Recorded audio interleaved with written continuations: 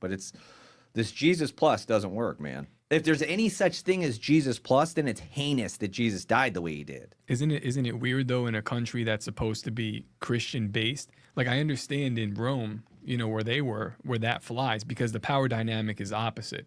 But over here, the power dynamic is supposed to be largely Christian, but it's not being defended that way. It's not being defended properly.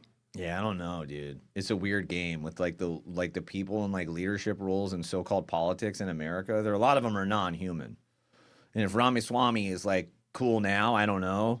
But if he gets into office, he's going to become like non-human too, bro. They all get like that. They all get where like if you go like this in front of their eyes, they're not really there. Like there's nothing behind the eyes. That's just a wild thing. I don't know. But here's how we're going to wrap it up, man.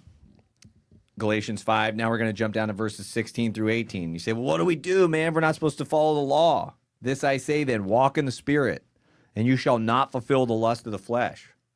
Remember, Jesus said, like, if you look upon a woman to lust, you commit adultery in your own heart. Maybe some people were like, what do I do, man? I'm like always like lusting after chicks. Walk in the Spirit.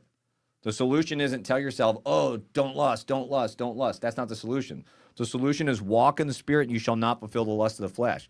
Like, when you talk to people about losing weight and they're saying, oh, I'm trying to have this restrictive diet and not eat this and not eat that. Say, no, don't do that.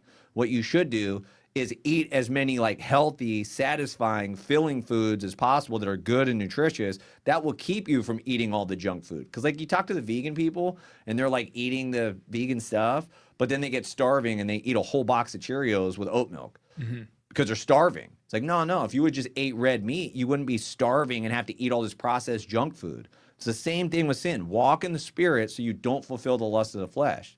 Be satisfied by going after the things of the Spirit, living a spiritual life, and you won't desire the things of the flesh.